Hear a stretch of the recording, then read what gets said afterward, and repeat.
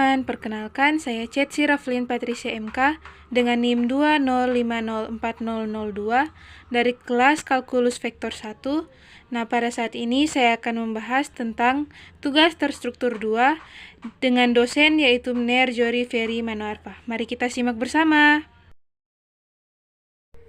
Dengan soal, misalkan Ft sama dengan E pangkat negatif 1 per T kuadrat I ditambah T per mutlak Tj ditambah mutlak Tk.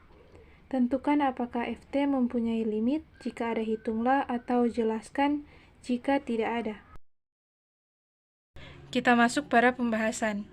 Nah, untuk mencari nilai-nilai limit, maka kita memilah komponen-komponen fungsi vektor ini dan mencari di mana titik dia terdefinisi.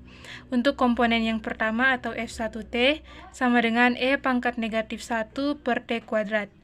Nah, fungsi E pangkat negatif 1 per T kuadrat, pangkatnya tidak terdefinisi, maka pecahan negatif 1 per T kuadrat penyebutnya tidak boleh sama dengan 0. Maka T himpunan bilangan real sedemikian hingga T tidak sama dengan 0 atau negatif tak hingga, 0 digabung 0, tak hingga. Selanjutnya komponen fungsi vektor yang kedua. F2T sama dengan T per mutlak T. Nah, di sini merupakan pecahan, maka penyebutnya tidak boleh sama dengan 0 sehingga T himpunan bilangan real sedemikian hingga T tidak boleh sama dengan 0. Atau bisa juga negatif tak hingga, 0 gabung 0, tak hingga. Selanjutnya fungsi komponen yang ketiga F3T sama dengan mutlak T. Di sini semua bilangan real terdefinisi, maka T himpunan bilangan real atau bisa juga ditulis negatif tak hingga, tak hingga. Maka daerah asal atau irisan dari semua komponen adalah T himpunan bilangan real sedemikian hingga T tidak sama dengan 0 atau negatif tak hingga, 0 gabung 0, tak hingga. Maka limit fungsi vektor Ft akan mempunyai nilai limit jika T tidak sama dengan 0 atau kontinu di semua T kecuali T sama dengan 0. Nah, untuk lebih memahami, kita memisalkan nilai T mendekati 1. Mengapa mendekati 1? Karena sudah kita cari tadi bahwa nilai T tidak boleh mendekati 0. Sehingga menjadi limit T mendekati 1 dari E pangkat negatif 1 per T kuadrat I ditambah T per mutlak Tj ditambah mutlak Tk. Kita masuk pada penyelesaian.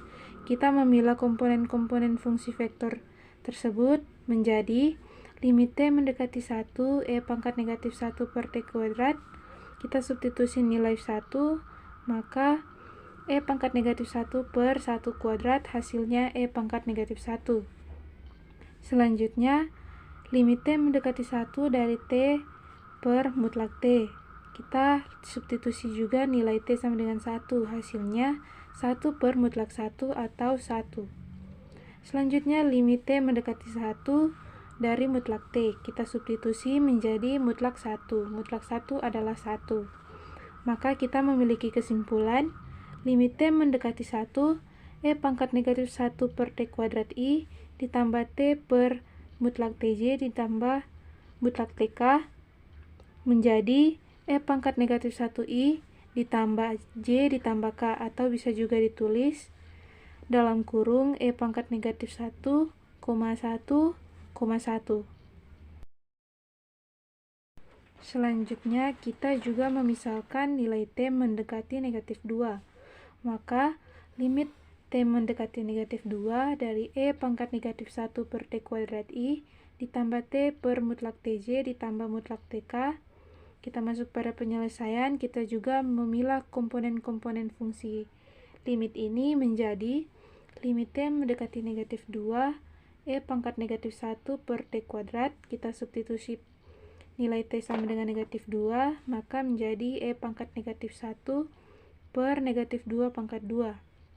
Hasilnya E pangkat negatif 1 per 4.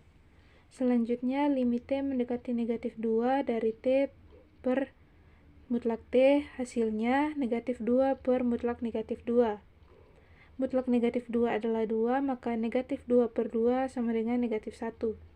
Selanjutnya, limit T mendekati negatif 2 dari mutlak T. Kita substitusi nilai negatif 2, hasilnya mutlak negatif 2 sama dengan 2. Maka di sini kita memiliki kesimpulan limit T mendekati negatif 2 dari E pangkat negatif 1 per T kuadrat I ditambah T per mutlak TJ ditambah mutlak TK. Hasilnya E pangkat negatif 1 per 4I dikurang J ditambah 2K. Atau bisa juga ditulis dalam kurung E pangkat negatif 1 per 4, negatif 1, 2. Nah, teman-teman, sekian pembahasan tugas terstruktur 2 saya. Saya ucapkan terima kasih dan sampai jumpa lagi.